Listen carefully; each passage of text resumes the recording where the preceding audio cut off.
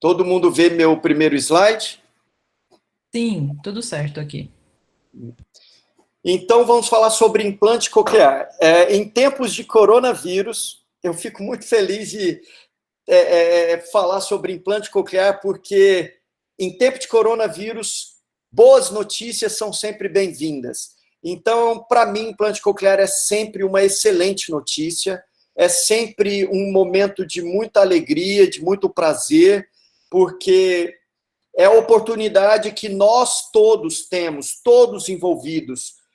Eu vi que a doutora Luciana, psicóloga do nosso centro de implante coclear, estava aí. Eu sei que tem dezenas de fonoaudiólogos, nossa equipe de fonoterapeutas do centro de implante coclear também estão aí, Fernanda, Carol, Suzana e tantos outros. Um momento de regozijo para todos, para o fisioterapeuta, para o fonoaudiólogo, para o psicólogo, para o médico otorrinolaringologista, para o terapeuta ocupacional, falar sobre reabilitação auditiva, falar sobre um dispositivo que foi simplesmente eleito pela Organização Mundial de Saúde como o dispositivo que mais melhorou a qualidade de vida do ser humano. Então, é isso. Aqui a gente está vendo a evolução dos aparelhos auditivos. E eu sei que tem muitas pessoas que acreditam e que acham que o aparelho auditivo ele está demorando muito para evoluir, mas não, é apenas impressão. Porque, olha, se vocês forem pensar na evolução da roda, nessa ideia fantástica que foi a locomoção do ser humano, isso levou 5.500 anos.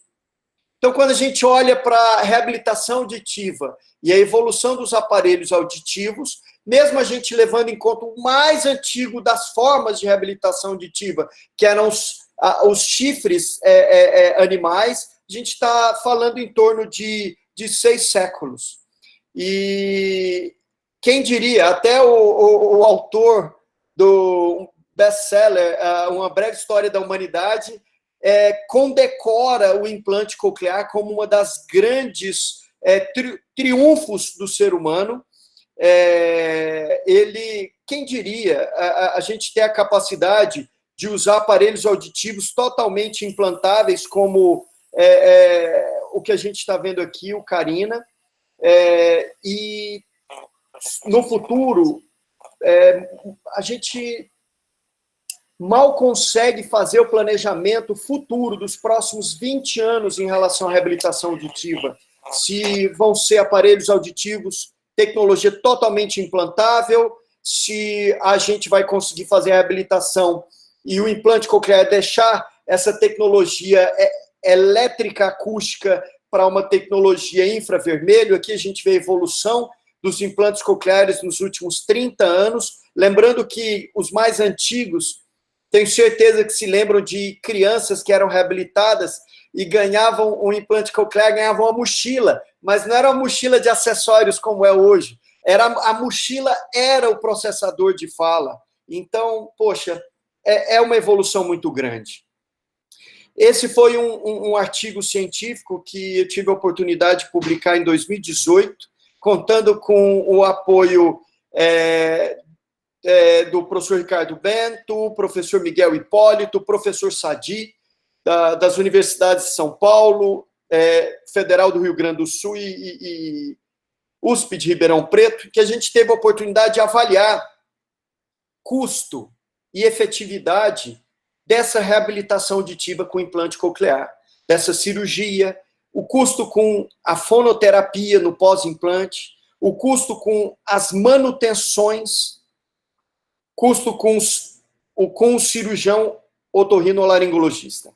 Então, qual foi a conclusão que a gente chegou? Que o implante coclear unilateral, ele é custo efetivo até em países pobres, subdesenvolvidos, como o Brasil e outros países da América do Sul. Há inconsistências na qualidade das evidências disponíveis, a robustez dos métodos de revisão sistemática, isso tudo são fatores que têm que ser analisados, refletidos, mas no final eles demonstram que o implante coclear unilateral ele é clinicamente custo-efetivo até em países em desenvolvimento. Então, quais seriam os nossos desafios na reabilitação? Eu me lembro que quando eu fui morar nos Estados Unidos, quase em 2005, há 15 anos atrás, o implante coclear já era muito estudado, muito difundido. Naquele momento, a gente já se imaginava dominado a opção de reabilitar, já estávamos pensando em como fazê-lo da forma mais adequada, preservando a cóclea de forma que os nossos pacientes, os nossos bebês implantados, tenham a oportunidade de gozar de tecnologias futuras com o passar do tempo. E neste momento, eu creio, passado essas décadas, a gente está num momento de pensar assim, poxa, tudo bem, o implante coclear já é uma realidade há muito tempo, sabemos como preservar a cóclea através de eletrodos mais finos, mais atraumáticos, quase tão finos quanto um fio de cabelo, mas como permitir essa reabilitação para todos os casos, principalmente para os casos atípicos, os casos mais complicados. Então, a medicina evoluiu, a indústria evoluiu. Isso aqui foi um estudo publicado, olha, em 2007, e novamente publiquei em 2008, falando sobre a importância da preservação do órgão-alvo, a importância da preservação da cóclea durante a cirurgia do implante coclear. Então, a gente vê em amarelo a posição dos eletrodos.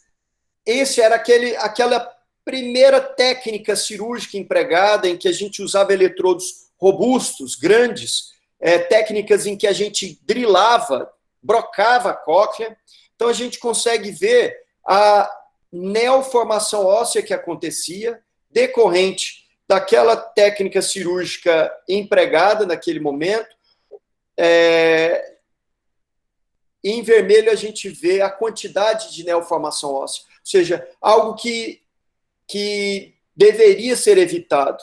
Então, o tempo foi passando, a gente foi estudando e evoluindo com melhores técnicas cirúrgicas, a curva de aprendizado melhorando.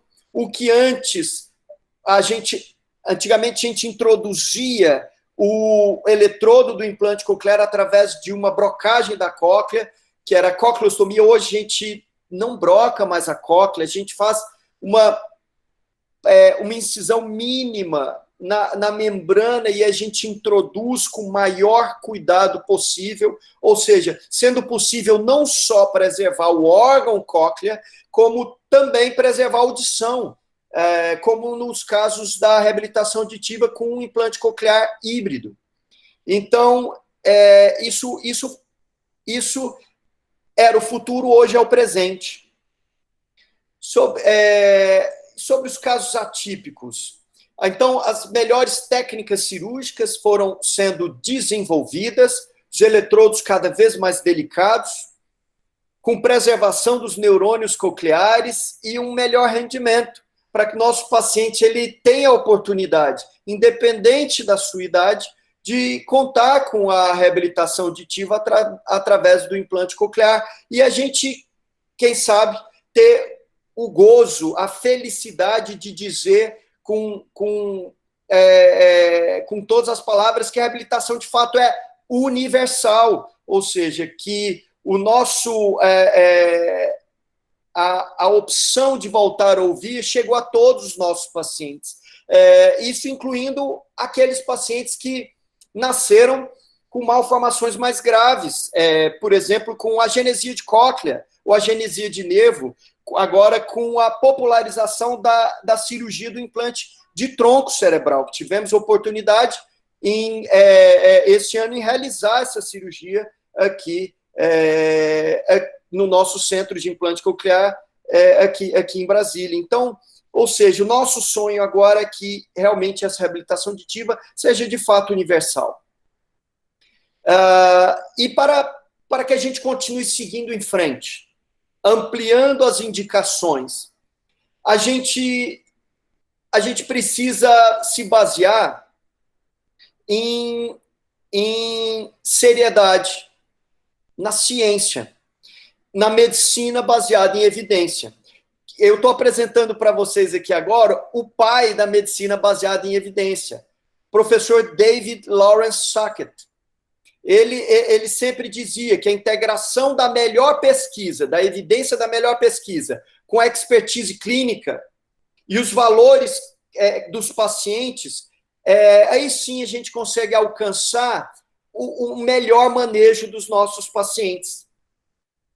E agora esse senhor simpático, professor Art Cochrane, ele era o Archibald Lehman Cochrane, ele foi brilhante, ele teve a capacidade de criar a maior biblioteca de revisões sistemáticas e meta-análises do planeta, que é a Cochrane Collaboration, e ele sempre fazia uma crítica à medicina e à área de saúde como um todo, que como que os médicos até então decidiam a vida dos pacientes, tomavam decisões tão importantes quanto a decisão sobre a vida e a morte, sem antes estudar e analisar todas as evidências científicas organizadas por sumários de especialidade, subespecialidade, e que fossem atualizadas periodicamente. Então, isso é a Biblioteca Cochrane.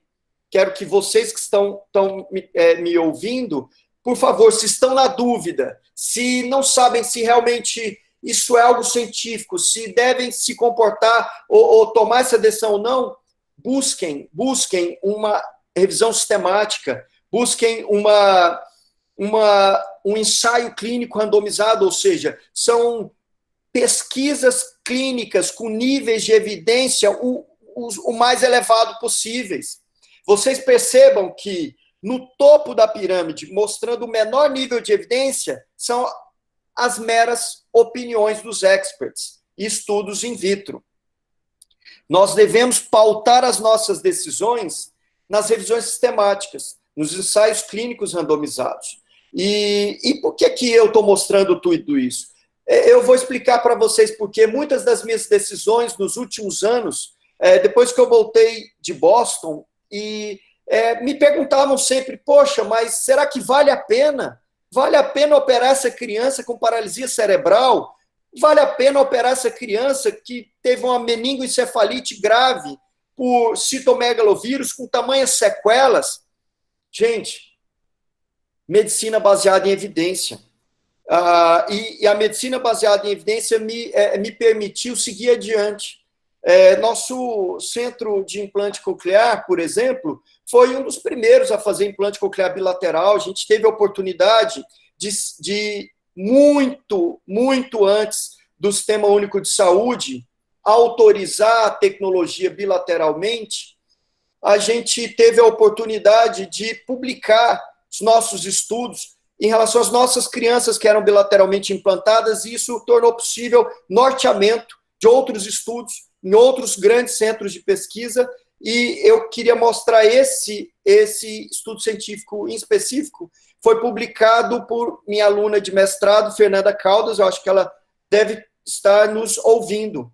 Foi um estudo analítico, prospectivo, de corte histórica longitudinal, em que foram recrutadas 6 crianças, com idades entre 1 e 4 anos, usuárias de implante coclear simultâneo bilateral. As crianças foram avaliadas em 5 momentos, durante o primeiro ano do uso de implante coclear, e o que a gente pôde perceber? Que a mensuração do ECAP por meio da neurotelemetria nas crianças com implante coclear bilateral, durante o primeiro ano de acompanhamento, foi uma medida importante para apresentar o desenvolvimento bilateral da via auditiva periférica, de forma sincronizada nessa população estudada.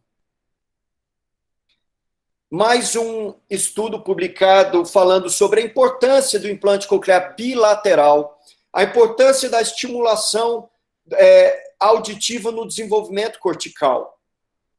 Esse foi um estudo publicado por Hughes em 2014, em que 50 crianças de implante coclear bilateral sequencial. O que significa sequencial? É aquela criança que foi implantada de um lado, algum momento depois, alguns anos depois, foi implantada do outro lado. Elas foram confrontadas com o desempenho de 7 crianças que foram submetidas a implante coclear bilateral simultâneo.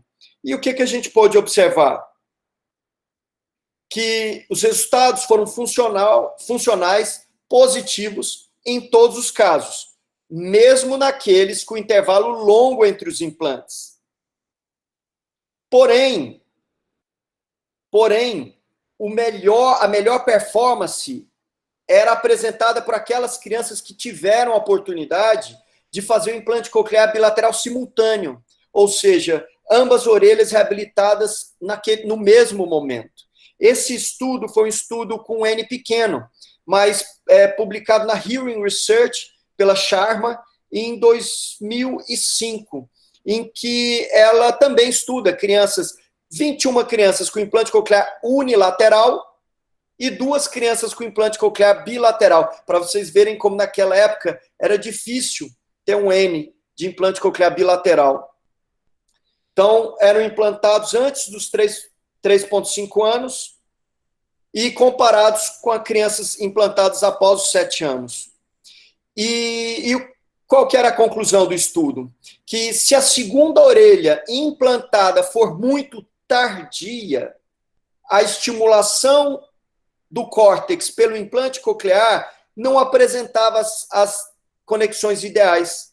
Ou seja, era um benefício menor quando comparado à criança bilateralmente implantada precocemente. Então, como já falamos, a cirurgia, os desafios da cirurgia, isso já ficou no passado. No passado, a cirurgia do implante coclear, ela levava para uma orelha, ela levava 4 horas, 5 horas, era uma manhã inteira.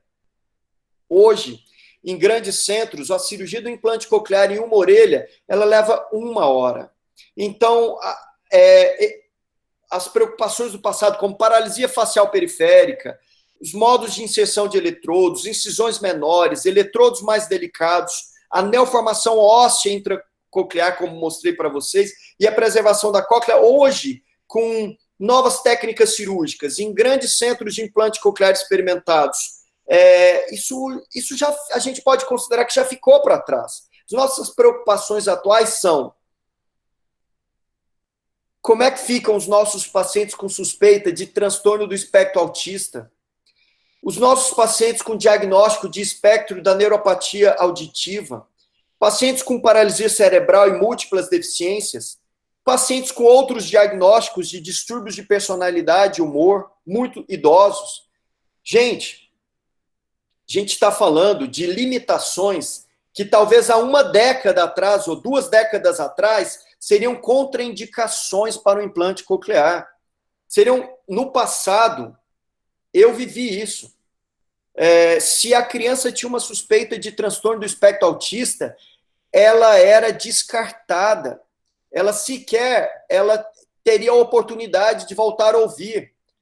Se ela tinha paralisia cerebral, múltiplas deficiências, era muito difícil você conseguir convencer a comunidade científica de que valeria a pena. E, bem, graças a Deus são novos tempos e a gente conseguiu superar tudo isso, e hoje a gente tem que buscar e lutar pela reabilitação universal.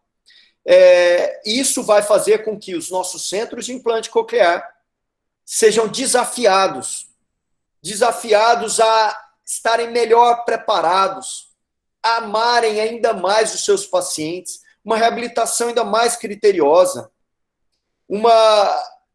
todos os aspectos têm que ser ponderados Uma coisa é você reabilitar uma criança apenas com perda auditiva. Outra coisa é você reabilitar uma criança com autismo e perda auditiva, paralisia cerebral e perda auditiva. Então, os centros de implante coclear, eles têm que estar prontos para a desabilidade adicional à deficiência auditiva. As limitações decorrentes de cada caso, os possíveis resultados pobres de cada caso, potencial da criança com os aspectos intelectuais e intenção comunicativa sendo levados em conta, expectativas do paciente e da família e a melhoria da qualidade de vida. Bem, pode parecer ridículo para vocês, mas há muito pouco tempo atrás, um paciente surdo com 90 anos, talvez a própria família, ou pior, os próprios reabilitadores, médicos e fonoaudiólogos, talvez não acreditassem que valeria a pena. É uma pergunta que eu faço para vocês.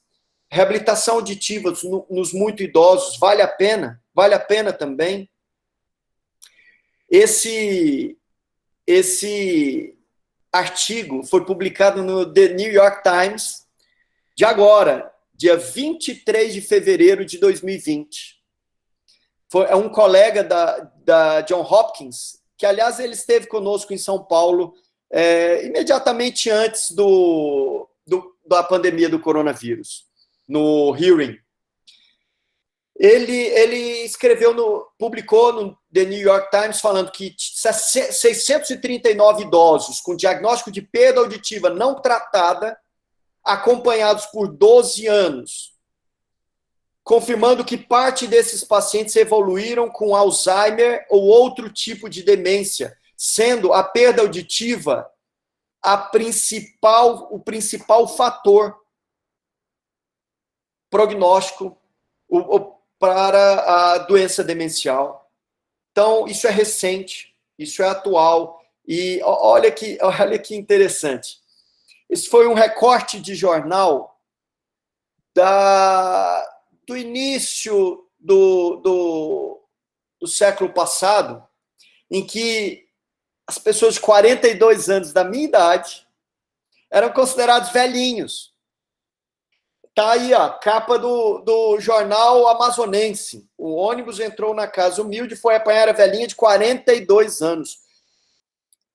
Naquela época, os pacientes, a perda auditiva, ela era tão deletéria, mas tão deletéria em relação à qualidade de vida, que pacientes com 42 anos, muitas vezes, eles eram considerados velhinhos, como tudo mudou. Hoje, nossos pacientes, eles têm 80 anos e a qualidade de vida deles está tão boa, a tecnologia melhorou tanto, que eu não tenho coragem de, muitas vezes, chamar algum paciente meu de velhinho com 80 anos. Acho que é um desrespeito.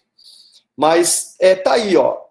Essa é uma fotomicrografia da cóclea, mostrando uma perda severa de neurônios cocleares. E é o que geralmente acontece nesses pacientes muito idosos. Eles são um grupo de pacientes em que a principal causa da perda auditiva é uma perda severa de neurônios cocleares e células ciliadas internas. E o nosso cuidado tem que ser esse, a preservação de neurônios cocleares e células ciliadas internas. E como é que a gente consegue isso? Com detecção precoce da perda auditiva, com reabilitação precoce da perda auditiva. A gente sabe que idosos com perda auditiva têm maior probabilidade de demência como resultado de combinação de fatores. Esse artigo científico publicado na The Lancet, em 2017, em dezembro, ele ficou muito famoso, porque ele conseguiu isolar os fatores prognósticos e comprovou que a perda auditiva com 9% é o maior fator isolado para a demência. E, pasmem, a Organização Mundial de Saúde e a United Nations, em 2017, publicaram uma revisão sobre a previsão de envelhecimento populacional no mundo. Isso, para que vocês saibam, a população com idade superior a 60 anos, ela está crescendo muito mais do que faixas etárias de outras, do que outras faixas etárias. E como a fertilidade ela tem diminuído e a expectativa de vida tem aumentado, essa proporção dessa população está crescendo muito. Então, aqui a gente vê nesse gráfico à direita, o Brasil, ele é essa linha azul, mostrando que pessoas acima de 80 anos ou mais são projetadas de triplicar em 2050. E em 2100, aumentar perto a 7 vezes o seu valor de 2017. Ou seja, estamos projetando pessoas acima de 80 anos, cerca de 137 milhões em 2017, 425 milhões em 2050 e quase 1 bilhão de pessoas acima de 80 anos em 2100.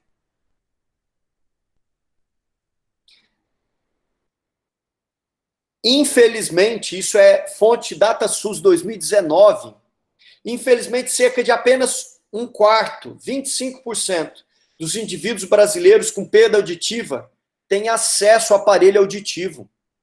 Cerca de 15% dos indivíduos brasileiros com indicação de implante coclear, ou seja, uma perda auditiva neurosensorial profunda bilateral, são de fato reabilitados. Esse é um estudo que a gente tem desenvolvido na clínica, avaliando a qualidade de vida em pacientes idosos, em que a gente tem pesquisado através de questionários e desempenho e performance em ruído, esses pacientes acima de 65 anos de idade, e a gente tem visto o grau de satisfação que eles têm, usualmente, muito mais satisfeitos do que nós imaginávamos. Aqui, esse senhor é o senhor Arthur Taketomi, ele mostrando o desempenho dele,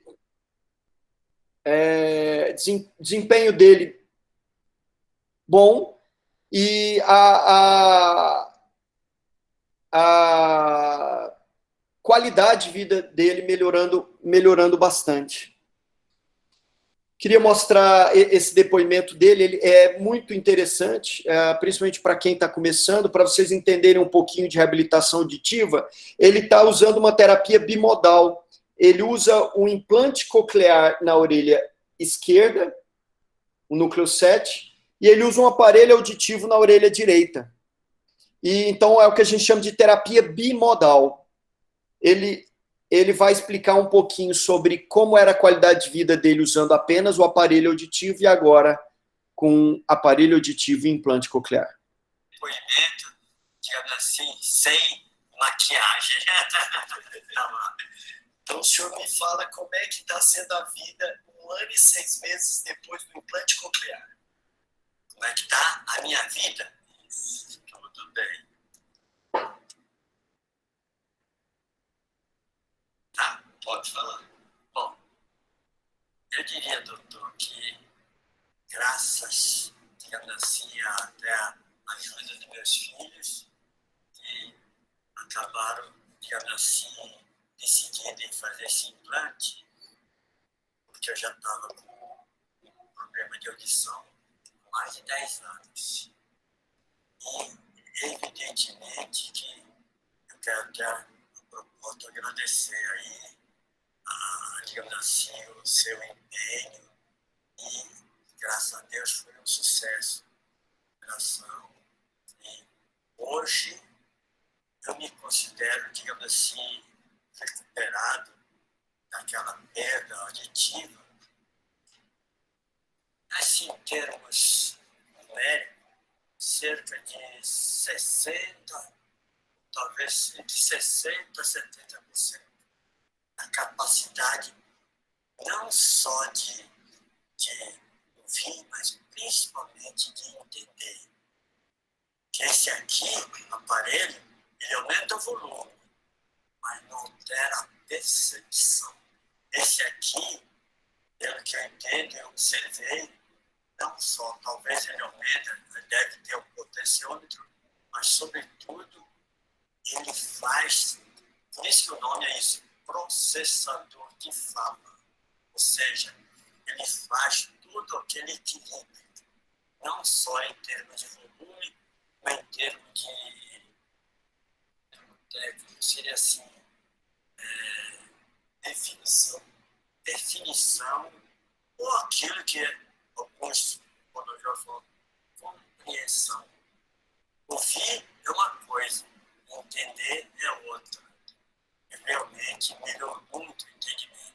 Ouvir, com esse aparelho eu ouvia, continuei ouvindo. Só que eu perdi a capacidade de entender. Graças a Deus estou recuperado. Ok, doutor? Então é isso. Vocês viram a satisfação de um senhor com 93 anos de idade, tendo a oportunidade de ter a sua audição reabilitada. A pergunta que eu faço para vocês, valeu a pena? É o take-home message. Que vocês entendam que a reabilitação auditiva hoje, o nosso grande desafio é tornar ela universal. Então vamos seguir adiante. Múltiplas deficiências e paralisia cerebral. O que vocês acham? Vale a pena também? Então, a literatura especializada aponta que 51% a 60% dos casos de paralisia cerebral apresentam deficiência auditiva de grau variável. A literatura especializada aponta que 51% a 60% dos casos de paralisia cerebral apresentam deficiência auditiva de grau variável. Outros comprometimentos, como déficits auditivos, visuais e cognitivos, além de alterações da linguagem, comportamento e aprendizagem. Esse estudo foi publicado em 2012, falando sobre o desempenho, a performance do implante coclear em crianças com outros comprometimentos. Ele pode concluir que crianças portadoras de deficiência auditiva e múltiplas deficiências se beneficiam como qualquer outras com a reabilitação auditiva com implante coclear. Nos casos de surdez severa profunda bilateral, o implante coclear tem sido indicado nos pacientes que o aparelho auditivo bilateral já não trazem mais benefícios. E, pasmem, a ressonância magnética funcional agora, ela é capaz de avaliar os tratos, oferecendo melhor visão de como seria o prognóstico desses pacientes. Hoje a gente tem ressonância de 7 Tesla. Esse é um artigo publicado na Nature, em 2014. Eu adorei esse artigo. É um estudo de uma ressonância 7 Tesla, altíssima resolução, em que os pacientes eles ouviam música. E assim eles conseguiam fazer a tratigrafia, ou seja, avaliar os tratos. E olha que interessante. Essa mesma ressonância funcional, ela já tem sido utilizada para fins prognósticos, em casos de portadores de lesões extensas, tumores no cérebro. E aqui em Brasília, no Sírio-Libanês, nós já começamos a fazer isso. Aliás, Dr. Fernando Massa, médico otorrinolaringologista do Instituto Brasileiro de Otorrino, a tese de mestrado dele provavelmente vai ser sobre isso, acho que ele está nos ouvindo, sobre o estudo da tratigrafia na avaliação do fator prognóstico dos pacientes com tumores. E essa linha de raciocínio é muito importante para os portadores de múltiplas deficiências, porque também é capaz de avaliar prognóstico antes da cirurgia do implante coclear. Eu vou dar um exemplo para vocês. Esse caso, eu sei que muitos já conhecem desse bebê, que eu adoro. Para mim foi muito marcante, porque eu me lembro que eu estava em Recife, num curso com grandes cirurgiões de implante coclear, os principais, e cada um apresentava um caso, e a gente teve um momento de discussão de casos. E eu apresentei o caso do Theo. E eu queria que vocês entendessem que a grande maioria dos cirurgiões chefes de centros de implante coclear decidiram que não valia a pena, que não valeria a pena operar o Theo, porque era muita sequela.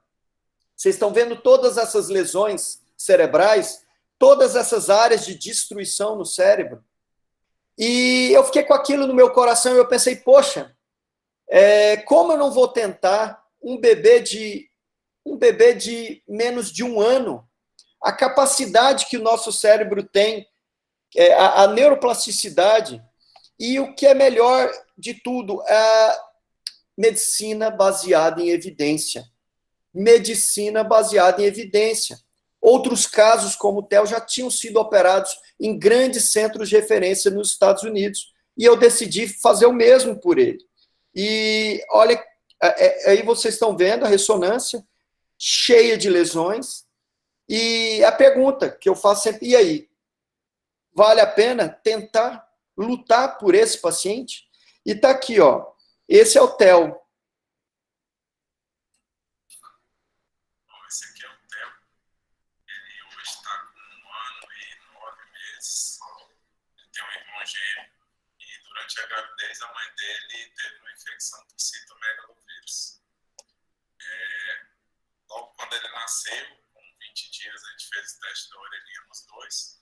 O irmão passou normal e ele não. E aí a gente foi pesquisar as causas. Depois de um tempo, chegamos ao diagnóstico de citomegalovírus, que ele, no exame de sangue que fez no PCR para citomegalovírus, deu uma quantidade fora do comum, chegou a dar milhões de cópias de citomegalovírus no sangue dele. A partir daí ele passou por um tratamento com valganciclovir, que é um antiviral, que hoje em dia é vendido em comprimido, mas teve que ser manipulado para xarope para poder ele tomar, porque não conseguiria tomar comprimido. E tratou-se o citomegalovírus, até um ponto em que não fez mais mal para ele. Ele tinha uma hepatomegalia severa, uma esplenomegalia bem evidente. E foi isso. E aí passamos a cuidar da parte auditiva. Ele fez o BERA, foi diagnosticado com anacosia profunda bilateral. Fizemos um implante com o Tofaies, ele estava com 1 ano e 2 meses, mais ou menos. O implante foi um sucesso. No dia seguinte, a gente já estava indo para casa. E depois do período que teve que respeitar por causa dos pontos, tirou-se e um pouquinho antes de 30 dias já foi ativado o implante e a qualidade de vida dele simplesmente mudou. Ele, hoje em dia, escuta tudo. Ele assim, em comparação com o irmão, ele tinha algum problema motor, porque o citomegalovírus causou algumas lesões no sistema nervoso central dele, deu 2 cistos em uma área, chegou a ter uma áreazinha de leucoencefalomalácia. Mas hoje em dia, até com o tratamento dessa parte motora, ele anda normalmente, ele faz tudo como o irmão faz. A evolução dele é ótima. E depois que abriu essa porta auditiva, aí que mostrou-se um boom de evolução deles. Então hoje ele presta atenção em tudo, ele é muito ativo.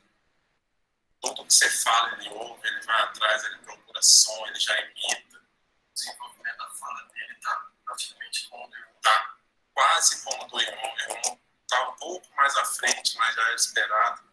Mas ele está no caminho certo, sabe? Você vê que ele começa a balbuciar sons novos e se interessa por sons. Já entende algumas coisas. A gente pede para ele dar uma mamadeira em casa, ele vem dar. Às vezes a gente pergunta, cadê o Theo? Cadê o Theo?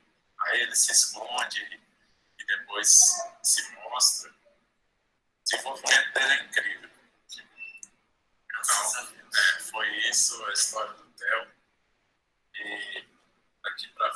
só desenvolver mais.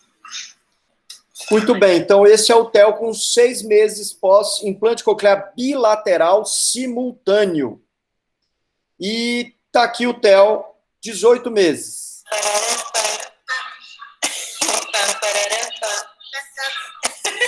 Coisa linda. E agora aqui o Theo, 2 anos pós implante coclear bilateral. Quando a história não tem mais jeito. Entendeu? Adulto. Você quer ajuda pra quê? O que você quer? Ele quer matar. O que você quer? Matar urso. Você quer assistir Macha e Urso? Não dá, a gente tá no navio sem internet. Pois é, pessoal. A pergunta que eu faço para vocês, vale a pena?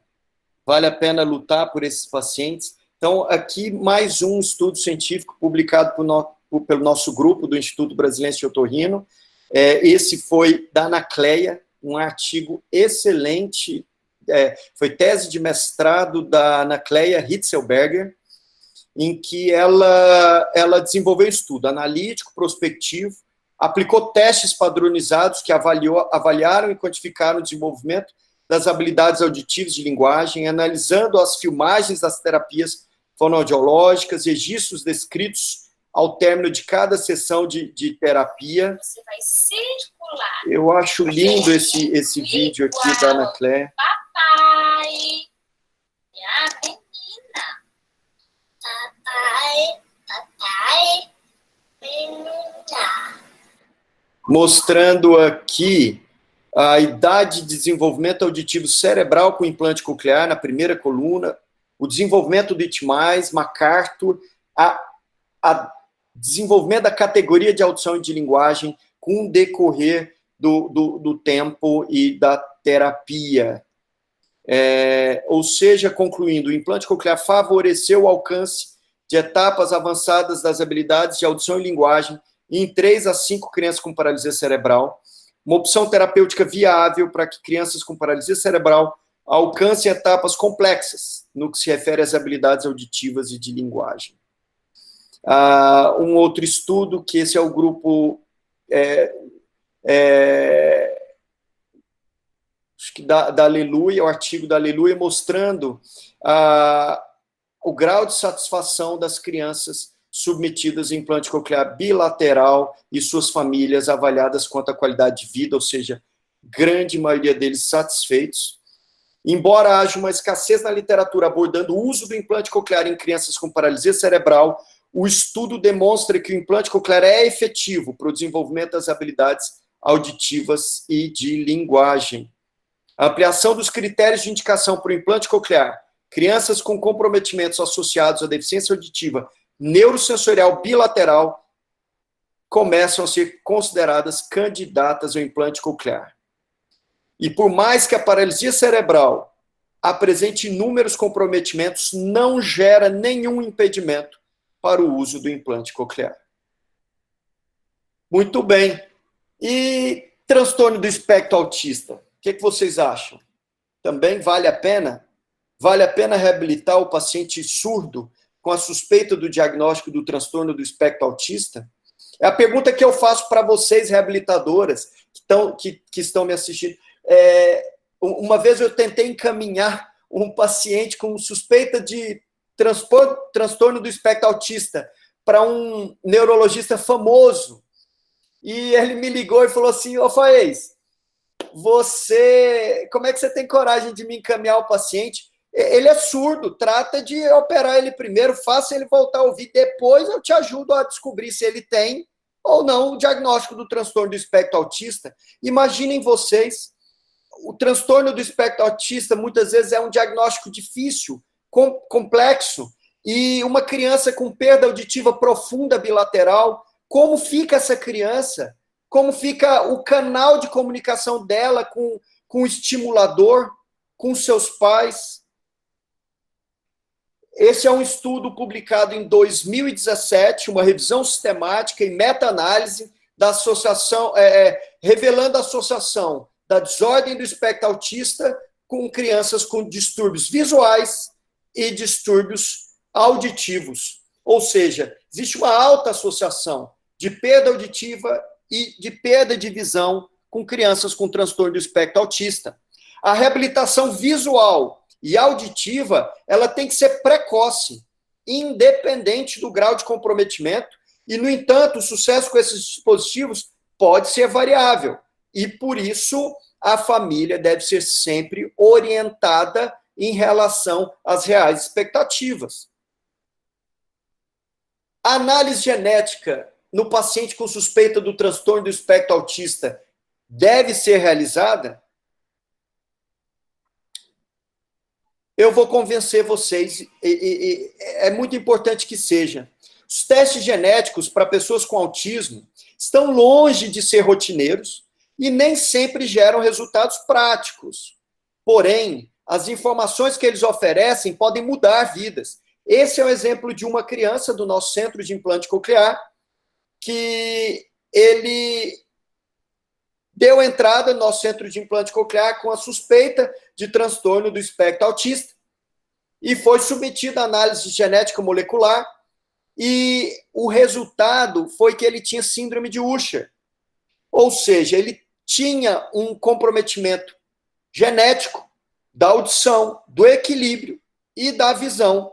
E a síndrome de Usher, ela é fundamental ser diagnosticada precocemente, porque dá oportunidade ao oftalmopediatra a reabilitação com vitamina A e outros suplementos, de forma a tentar impedir a progressão da lesão retiniana. Para que vocês saibam, esse grande consenso foi publicado na Nature Genetics, em 2008. Qual foi a conclusão da pesquisa? Que nenhuma das moléculas ou síndromes atualmente ligadas a transtorno do espectro autista provou causar autismo seletivamente. Parece resultar em uma variedade de fenótipos neurocomportamentais anormais, incluindo o transtorno do espectro autista e retardo mental não sindrômico. A identificação de ligações moleculares entre síndromes distintas relacionadas ao transtorno do espectro autista levará à identificação de principais vias de sinalização desreguladas nos pacientes portadores do transtorno do espectro autista. Ou seja, a genética ela é muito importante para a gente conhecer não só a fisiopatologia, como principais mecanismos de combate da doença. Esse guideline da American College of Medical Genetics, eu achei interessante que ele foi mais ou menos feito para o médico otorrino. Olha que interessante, ele preparou um guideline para orientar as especialidades acessórias em como se comportar com o paciente com diagnóstico do transtorno do espectro autista. Então, a incidência relatada de distúrbios do espectro do autismo aumentou dramaticamente nas últimas 2 décadas. Nesses últimos 20 anos, as pessoas passaram a investigar o transtorno do espectro autista, passaram a diagnosticar, muitas vezes até erroneamente, mas, assim, o autismo virou foco. Isso, na verdade, é bom. Isso permite melhor diagnóstico, mais avanço no conhecimento da doença. Essas tendências resultaram em aumento no número de encaminhamentos ao médico otorrinolaringologista e ao fonoaudiólogo, com certeza, para avaliação de pessoas com transtorno do espectro autista. E aqui fica as diretrizes. O que o otorrino tem que estar pronto para oferecer para o seu paciente? Número 1, garantir um diagnóstico audiológico e reabilitação precoce, antes de prosseguir com qualquer outra investigação. Ficou clara a mensagem? Indicar a estimulação precoce de linguagem, com excelente fonoterapeuta especialista em transtorno do espectro autista. Avaliar a lista em constante expansão e evolução das modalidades de testes laboratoriais disponíveis, à luz da literatura publicada. Reconhecer os fenótipos de condições sindrômicas e metabólicas bem descritas, que se sobrepõem aos distúrbios do espectro do autismo. E definir um plano de avaliação individualizado com base na história e nas características clínicas. Esse aqui é um caso de um paciente nosso, que foi acompanhado pela nossa fonoterapeuta Maíra, é um pacientezinho que teve diagnóstico do transtorno do espectro autista tardio, atrasado, e iniciou muito tarde a sua reabilitação auditiva, e isso prejudicou o seu desenvolvimento com implante coclear, mas eu tenho aqui o videozinho mostrando a evolução dele. Vamos pegar carro.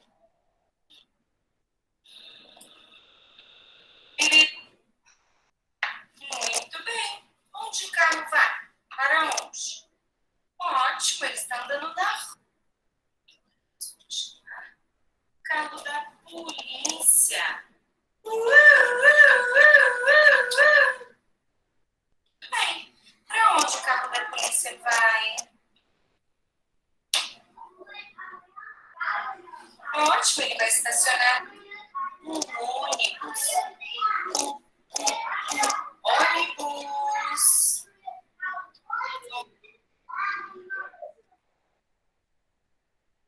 E por último, essa é meu último tópico. Eu sei que vocês já devem estar cansados de me ouvir.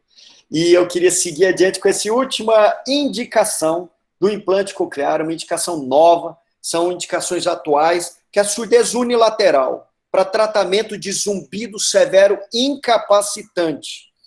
Esse estudo aqui é um estudo que está sendo publicado pela Alda Borges, é uma médica otorrinolaringologista de Goiânia, não sei se ela está aí nos assistindo, ela será minha aluna de mestrado, ela fez um estudo avaliando todos os estudos até hoje publicados no mundo sobre pacientes que tinham surdez unilateral, zumbido incapacitante, avaliando que realmente, na grande maioria das vezes, eles obtiveram melhora da qualidade de vida com o uso do implante coclear. Eu queria mostrar esse último vídeo, o vídeo do professor Raulino. É uma pessoa assim, muito consciente, foi diretor de grandes organizações, foi reitor de universidade federal, e ele me procurou e falou assim, eu tratava ele há mais de uma década, ele tinha tem síndrome de Meniere, evoluiu com perda profunda unilateral e zumbido incapacitante. Ele olhou no meu olho e falou assim, olha, se vira, me reabilite, eu quero voltar a ouvir com a minha orelha direita. E foi o que eu fiz, e eu quero mostrar para vocês a impressão, então, dele. Professor Raulino tem um mês de ativação de implante coclear e orelha esquerda, uma perda auditiva neurosensorial profunda unilateral no síndrome de Meniere. Então, eu queria ouvir do professor como é que está agora essa adaptação ao implante coclear na orelha esquerda, sendo que a audição na orelha direita é normal. Queria que você disse como é que está a qualidade, o impacto na qualidade de vida, o controle dos ruídos. Está acabando, é meu último slide. A qualidade de vida mudou tudo. Porque até o pessoal disse, o que está acontecendo que você está falando mais baixo? Eu não tinha controle do som. Então, todo lugar que eu ia, meu filho dizia, fale mais baixo. No dia seguinte que eu fiz a ligação do aparelho, eu já mudou completamente. Eu já comecei a ouvir os sons. Claro que o som ainda, ele vinha, como eu disse para a Carolina, ele vinha muito ainda cheio de sons paralelos. Não dava para distinguir a voz. Mas houve um confronto, chegou um ponto que as duas audições se juntaram. E a partir desse dia, eu comecei a fazer exercício de ouvir as palavras. E hoje... Então é isso, você imagine. Eu pergunto para vocês, valeu a pena você conseguir ver um sorriso no rosto, a satisfação de uma pessoa que teve a sua dor compreendida? Então, eu queria acabar eu sei que meu tempo acabou, eu sei que eu passei um pouquinho do tempo, mas eu queria entregar para vocês essas take-home messages, essas mensagens para vocês levarem para casa. reabilitação auditiva em crianças, idosos, o diagnóstico audiológico, habilitação auditiva até os 6 meses de idade. Diagnóstico etiológico, esse pode esperar.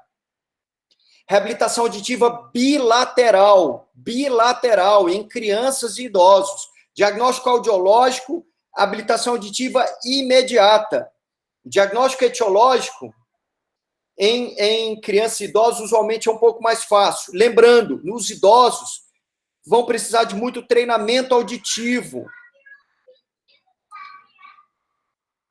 Habilitação auditiva em paralisia cerebral e múltiplas deficiências e autismo. Uma nova opção que deve ser estudada de forma cautelosa com cada paciente e família. Exige centros de implante coclear com equipe multidisciplinar, bem preparada, bem treinada e coesa. E, por último, reabilitação auditiva em surdez unilateral. Uma nova opção que deve ser estudada de forma cautelosa com paciente e família. Implante coclear exige treinamento auditivo. E eu queria agradecer às nossas fonoaudiólogas, nossa psicóloga, toda a nossa equipe de assistentes do Instituto Brasileiro de Otorrinolaringologia, coordenadora do Centro de Implante Coclear, Juliana Barmad. Eu queria agradecer todos que fizeram e fazem parte do Centro de Implante Coclear, em especial nossos alunos de mestrado e doutorado da UNB, que é por causa deles que eu cito muito pesquisas nossas, realizadas no nosso Centro de Implante Coclear. Olha, quase não consegui nem colocar na página, já são tantos. Essa semana tivemos uma aluna de mestrado com a defesa de dissertação aprovada unanimamente. Muitos dos nossos alunos fazem a tese de doutorado nos Estados Unidos, na Harvard University, como eu fiz. Então, fica aí o convite para vocês que estão me assistindo, se desejarem continuar estudando depois da graduação de vocês, buscar um mestrado, doutorado, procura a gente no Instituto Brasileiro de Otorrinolaringologia. E eu queria concluir, então, finalmente, citando Carlos Drummond de Andrade, que diz o seguinte: a cada dia que vivo, mais me convenço de que o desperdício da vida está no amor que não damos, nas forças que não usamos, na prudência egoísta que nada arrisca e que, esquivando-se do sofrimento, perdemos também a felicidade. Muito obrigado a todos. Muito obrigada pela aula. Eu vou só repassar que a aula está sendo muito elogiada aqui, todo mundo mandando mensagens, falando que a aula foi excelente, que é muito bom te ouvir, e assim, foi realmente uma aula excelente, só elogios para fazer. Eu vou passar para as perguntas, porque realmente a gente está com o tempo um pouquinho curto. Deixa eu só... A primeira pergunta, doutor Faiz, foi feita pelo Vinícius, em que ele questiona o seguinte: há algum instrumento de avaliação perceptivo-auditiva da voz do deficiente auditivo com implante coclear? Repete a pergunta, por favor, Thaís. Há algum instrumento de avaliação perceptivo-auditiva da voz do deficiente auditivo Sim. com implante coclear? Que pergunta fantástica, Vinícius. Olha, minha aluna de doutorado, Ana Cristina Coelho, publicou um protocolo de avaliação de qualidade vocal em pacientes portadores de perda auditiva, incluindo os pacientes implantados. E eu vou disponibilizar esse artigo com um protocolo de avaliação de qualidade vocal no portal, né, Juliana Kraus, no nosso website. Eu vou mandar para a Juliana, nossa coordenadora, e ela vai disponibilizar para vocês. Trata de estudar ele, Vinícius. É um excelente protocolo de avaliação de qualidade vocal. Foi premiado pela The Voice Foundation. Ganhamos, aliás, em 2019, o prêmio de melhor trabalho científico da otorrinolaringologia brasileira, no Congresso Brasileiro de Otorrino. A gente tem uma segunda pergunta em que questionaram a idade para indicação do implante em crianças, a idade mínima, depois que foi Não feito o tem diagnóstico. idade mínima, não tem idade mínima. Se a criança é portadora de surdez profunda bilateral, o que a gente tem é o processo muito bem descrito na portaria do Ministério da Saúde, ou seja, as crianças elas têm que ter um período mínimo de experiência com aparelho de amplificação sonora individual. Então, por exemplo, em países como Inglaterra e na Alemanha, as crianças são reabilitadas a partir dos 6 meses de vida. Esse seria, talvez, então, a idade... na verdade, a idade mínima é a idade mínima para que se respeite os processos que a portaria do Ministério da Saúde exige. Ou seja, a partir dos 6 meses de vida, se é uma criança portadora de surdez profunda bilateral, ela deve ser reabilitada. A Luciana perguntou quais são as perspectivas auditivas em pacientes implantados na fase adulta, tendo como causa da perda a meningite. Excelente pergunta, mas, na verdade, Luciana, a gente não tem como prever. A doutora Pauliana Lamonier, que é minha aluna de doutorado em Goiânia, ela está publicando um artigo científico sobre isso, sobre a performance diversa de pacientes com meningite. Tem casos de meningite que a labirintite ela não é ossificante, é apenas uma destruição das células ciliadas externas. Então, o prognóstico é excelente. Outros casos ocorre labirintite ossificante, ou seja, ossificação da cóclea. E aí a população de neurônios cocleares reduz drasticamente. Então, o prognóstico é mais pobre. Então, na verdade, depende de cada caso. O Rubens perguntou cuidados adicionais que pacientes com implante coclear devem ter em relação aos outros. Cuidados adicionais. Bem, a higiene do processador de fala, o cuidado com a manutenção do processador de fala, mas, assim, o que eu costumo dizer para as mães dos meus pacientes é que nossos pacientes implantados, eles são reabilitados, desde que eles tenham um acompanhamento e um processo ideal com um excelente fonoterapeuta bem preparada. Eu costumo dizer para os pais que a gente não admite colher de chá para esses pacientes, a gente quer que eles estudem escola regular, que eles pratiquem educação física regularmente, que eles sejam crianças exatamente como qualquer outro filho daquela família. A audição dele foi reabilitada. Certo. O Wesley está perguntando quais são as evidências dos benefícios do implante coclear em pacientes idosos com algum grau de demência já instalada.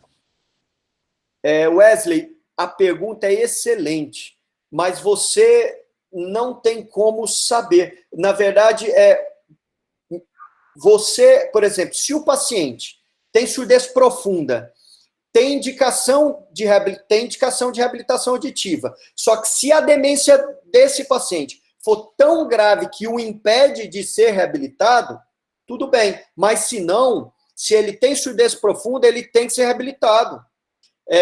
Não há contraindicação para reabilitação auditiva. A reabilitação auditiva não vai piorar a demência, muito pelo contrário, vai melhorar a conexão dele com o meio externo, vai permitir a estimulação dele melhor pelos familiares e pelo terapeuta, entendeu? A Larissa perguntou como que é feita a avaliação para a indicação do implante em pacientes com alguma comorbidade, por exemplo, microcefalia, paralisia cerebral, já que esses pacientes não respondem a testes que a gente tem objetivos, como reconhecimento de sentenças. Você tem os testes objetivos de eletrofisiologia coclear. E nesses casos, por exemplo, a gente pega muito no Instituto Brasileiro de Otorrino, crianças que em uso de derivação ventrículo-peritoneal, crianças com hidrocefalia, crianças com distúrbios como vastas hemorragias intracranianas. São casos que você tem que dividir o caso com o neurocirurgião pediátrico. Você tem que estar sempre falando com eles. E é impressionante como muitas vezes você vai se surpreender, porque o próprio neurocirurgião fala assim, colega, eu quero que ela seja reabilitada o quanto antes, que isso para a gente é bom. Então, hoje, existe uma uniformidade em relação às especialidades. Neuropediatra, neurocirurgião pediátrico, é importante para a gente que os nossos pacientes tenham oportunidade de reabilitação. Não perca tempo, não. O paciente tem perda profunda bilateral, que ele seja reabilitado. O Rubens perguntou, por exemplo, ele está atendendo um paciente que tem implante coclear em um pronto atendimento de uma cidade sem grande infraestrutura. E esse paciente com implante, ele tem suspeita de otite média aguda. A dúvida dele é se essa otite média aguda deve ser tratada como paciente sem implante coclear ou tem que ter cuidados a mais com esse paciente que tem implante coclear. A otite média aguda tem que ser tratada como otite média aguda. Em pacientes com implante coclear, é uma preocupação a mais.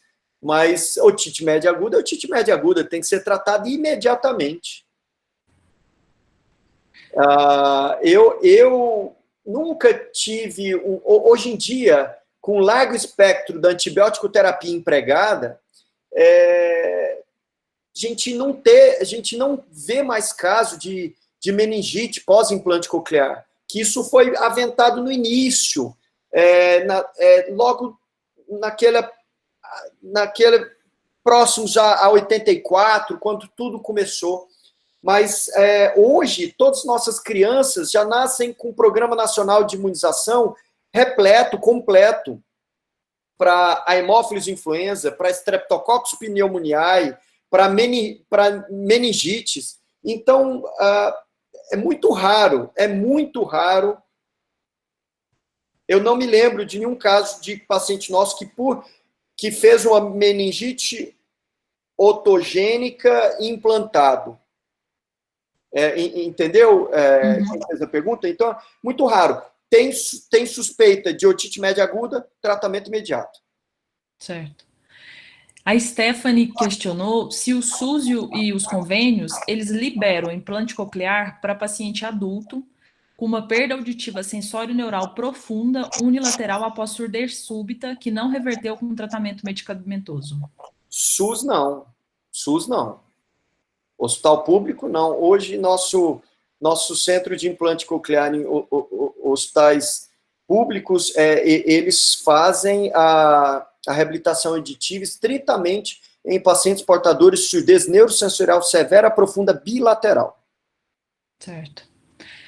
O Rafael, ele está questionando os critérios nos casos bimodais. Ele citou o exemplo, um paciente que usa o aparelho de amplificação sonora na orelha esquerda e o implante coclear na orelha direita. Qual que é o critério para ficar a orelha esquerda com o aparelho, a orelha esquerda tem esse aparelho de amplificação sonora individual, e qual que é o critério para substituir esse aparelho pelo implante coclear? Pergunta muito inteligente. Na verdade, que trazendo para a gente, a pergunta comparando a terapia bimodal com o implante coclear bilateral, por que ele decidiu manter, até quando a gente decide manter a terapia bimodal, ou seja, usar um aparelho auditivo de um lado só e o implante coclear do outro, enquanto o aparelho auditivo daquele lado estiver sendo benéfico, estiver trazendo benefícios. Nos Estados Unidos, a terapia bimodal ela é amplamente utilizada, porque lá os critérios de indicação para implante coclear são ainda mais sensíveis. Lá, os pacientes com perda assimétrica, eles são rapidamente implantados. Então, o paciente com uma perda neurosensorial severa, ele já é implantado. Só que do outro lado é moderada severa. Então, ele continua usando o aparelho auditivo e goza de um benefício tremendo com a terapia bimodal. Isso é fantástico. Então, você continua usando o aparelho auditivo enquanto você tiver benefícios com o aparelho auditivo. Certo. E a última pergunta é do Tiago, em que ele questiona se existe algum serviço que tenha o protocolo otoneurológico pré e pós-implante coclear. O nosso, a gente agora está cumprindo, hein, Tiago? Isso vai ser, acho que é o nosso Tiago, vai ser a tese de mestrado dele. Ele tem que tocar essa tese de mestrado dele. Eu estou esperançoso nisso. A gente tem um interesse todo especial agora de todos os nossos pacientes vão ser reabilitados com implante coclear serem submetidos a uma avaliação otoneurológica completa, antes e depois, porque isso vai trazer subsídios importantíssimos para a gente. Certo, são essas as perguntas que nós tivemos. Acho que a gente pode encerrar esse segundo dia de aula. Agradecer muito a participação de todos. Tá todo mundo elogiando o Dr. Faes a aula ainda. Eu a gente queria agradece agradecer muito a presença de cada um de vocês. Fico muito feliz de ter tido essa oportunidade da gente falar sobre implante coclear. Um grande abraço a todos, a todos. Deus abençoe vocês. Muita saúde para vocês, guerreiros, estão enfrentando o coronavírus, médicos, fonoaudiólogos, psicólogos. Deus abençoe cada um de vocês.